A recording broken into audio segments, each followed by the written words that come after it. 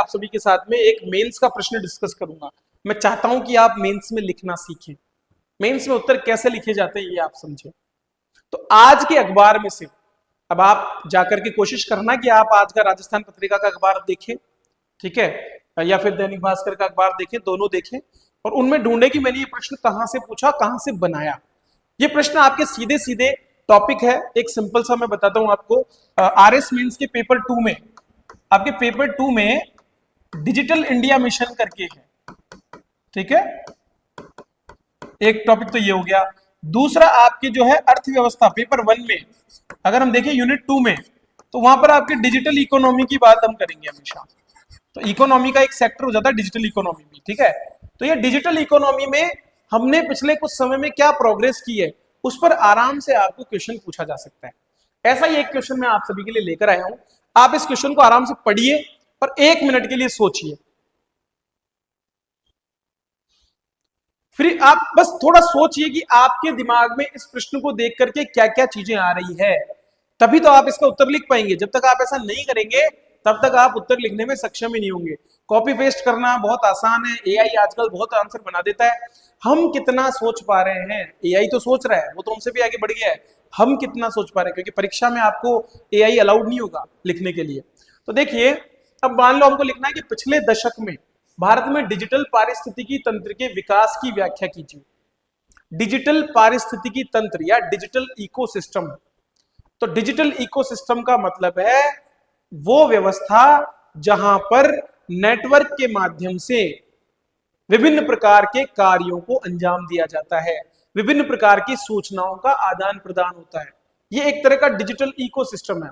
इसकी शुरुआत कहां से होती है, तो आप देखिए, अगर मान लो हमको हमारे देश को डिजिटल बनाना है तो हमको क्या चाहिए, हमको चाहिए हमारी जनता के लिटरेसी डिजिटल क्षेत्र में, उनके पास में कनेक्टिविटी, मतलब मोबाइल उनके पास होना चाहिए, ठीक है, क्योंकि मोबाइल एंड पॉइंट है। डिजिटल सर्विसेज के लिए हमको एक लास्ट टाइम में उपकरण चाहिए, एंड उपकरण चाहिए। वो क्या होगा, या तो मोबाइल होगा या कंप्यूटर होगा, ये चाहिए हमको। और क्या चाहिए, इन दोनों को जोड़ने के लिए हमको एक नेटवर्क चाहिए। समझ रहे हैं, मतलब वो सारी चीजें आपको इसमें लिखनी पड़ेगी जो मोबाइल कंप्यूटर से रिलेटेड है या नेटवर्क से रिलेटेड है। प्लस अब ये दोनों होने के बाद में इस पर दी जाने वाली सुविधाएं होनी चाहिए। तो ऐसे आप सोचिए। अब देखिए क्या उत्तर हमें देना, तो हमें बताना पड़ेगा हमारे यहाँ पर कितने मोबाइल यूजर्स बन गए हैं, ठीक है, हमारे यहाँ पर जो डेटा की उपलब्धता है नेटवर्क के लिए, इंटरनेट के लिए, वो कैसी है, हमारे यहाँ पर ऑप्टिकल फाइबर नेटवर्क से हम किस तरह से पहुंच रहे हैं, हमारे यहाँ पर सैटेलाइट इंटरनेट के लिए सरकार क्या कर रही है, हमारे यहाँ 5G सर्विसेज को हमने किस तेजी से बढ़ाया है, ठीक है। ये तो हो गई कनेक्टिविटी प्लस मोबाइल उपकरण की उपलब्धता। हमारे यहाँ पर डिजिटल लिटरेसी के लिए सरकार क्या कर रही है, हमारे यहाँ साइबर तंत्र की सुरक्षा के लिए सरकार क्या कर रही है। ये सारी चीजें तो हो गई पहली बिंदु में। फिर उसके बाद में आपको उन सर्विसेज पे बात करनी है जो इस पे दी जाती है, जैसे कि डिजिटल गवर्नेंस में सरकार क्या कर रही है, डिजिटल इंडिया मिशन के अंतर्गत सरकार क्या कर रही है, कौन कौन सी सर्विसेज को हम ऑनलाइन दे पा रहे हैं, डीबीटी के माध्यम से हम कैसे लोगों तक चीजें पहुंचा रहे हैं, जेम ट्रिनिटी इसमें कैसे मदद कर रही है, सरकार के काम कितने ज्यादा ऑनलाइन स्तर पर हो रहे हैं।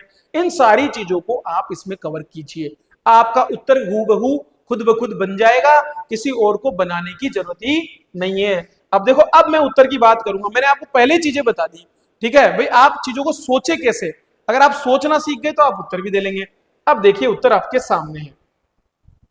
तो ये देखिए कि पिछले दशक में भारत में डिजिटल पारिस्थितिकी तंत्र की विकास, आपको लिखना क्या है, देखो लिखने में तो आप शुरुआत अपने हिसाब से करोगे, लेकिन मैं आपको कीवर्ड्स दिखा देता हूं कि क्या क्या लिख सकते हो आप। तो देखो, 1 GB डेटा आज 10 रुपए से भी कम में उपलब्ध है कि नहीं है, तो ये चीज अपने आप में एक महत्वपूर्ण बात है, क्योंकि 300 रुपए आप देते थे 1 GB के लिए और आज 1 GB 10 रुपए में आ रहा है। पिछले 10 साल में ये बदलाव हुआ है। सबसे तेजी से हमने 5G का विस्तार किया, 99% हमारे जिलों में हमारी 5G की पहुंच हो चुकी है। आज मतलब हर जगह 5G नेटवर्क अवेलेबल है। भारत दुनिया का सबसे बड़ा मोबाइल फोन निर्माता है, आज के अखबार में आया है आईफोन के बारे में। हमारे यहाँ पर रोजाना कितने आईफोन बन रहे हैं, आपने अगर अखबार पढ़ा होगा ढंग से तो देखा होगा। उसी चीज को घबरा करके ट्रंप महोदय कह रहे हैं कि भाई आईफोन बनाना बंद कर दे, किसको, एप्पल को, ठीक है। दुनिया का हर दूसरा डिजिटल लेन देन भारत में हो रहा है। यूपीआई सबसे चर्चित जो है एक इनोवेशन है भारत का। जिसको लेकर के बड़े बड़े देश हो चुके हैं कि कैसे कर दिया। तो डिजिटल इकोनॉमी बनाने में यूपीआई का बहुत बड़ा योगदान रहा। फिर उसके बाद देखिए डिजिटल कोविन प्लेटफॉर्म, जब हमारे कोरोना आया तो आज हमने डेटा को संग्रहित करने के लिए लोगों को घर जाने की जरूरत नहीं पड़ी, घर बैठे लोगों ने अपना रजिस्ट्रेशन कराया और टीके लगवाए। ये थी सर्विस डिलीवरी का तरीका।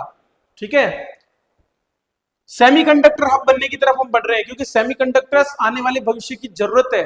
सेमीकंडक्टर्स हर एक उस चीज में, हर एक उस तंत्र में काम कर रहे हैं जो आज डिजिटल सर्विसेज देता है।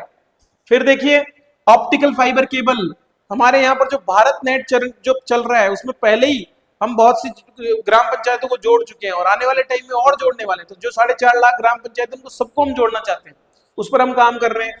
ठीक है, आगे देखिए और क्या क्या हम लिख सकते हैं इसमें, और हम लिख सकते हैं कॉमन सर्विस सेंटर, जिनके माध्यम से विभिन्न प्रकार की सर्विसेज दी जाती है, चाहे वो आपके जन्म प्रमाण पत्र हो, मृत्यु प्रमाण पत्र हो, ठीक है, रजिस्ट्री करवाना हो, ठीक है, आपको किसी प्रकार की उद्योगों की परमिशन लेनी हो, ये सारे काम आपके यहाँ पर ई मित्रा क्या है, एक तरह का कॉमन सर्विस सेंटर ही है। ठीक है, जैम पोर्टल, सरकार खरीद करते समय भ्रष्टाचार ना करे तो बोल दिया कि गवर्नमेंट ई मार्केट प्लेस पे जाओ, वहां पर बिड लगाओ, जो सबसे सस्ता दे वहां से खरीदो। ऑनलाइन पारदर्शी बिल्कुल चीजें। ई गवर्नेंस में राजकाज जैसा सिस्टम जो राजस्थान में चल रहा है, जिसके अंतर्गत हर एक फाइल को ऑनलाइन किया गया है। जो वित्तीय सुविधाएं जो दी जाती है सरकार की, वो आईएफएमएस नाम के पोर्टल पर ला दी गई है। ये सब आपने पढ़ा होगा इकोनॉमिक रिव्यू में, याद कीजिए। डीबीटी, डायरेक्ट बेनिफिट ट्रांसफर, आज कौन सी ऐसी योजना है जिसका लाभ आपको डीबीटी से नहीं मिलता?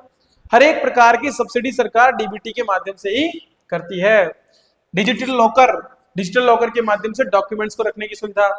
उमंग ऐप के माध्यम से सरकारी सेवाएं, जीवन प्रमाण पत्र, ये सारी चीजें आपके डिजिटल इकोनॉमी से जुड़ी है।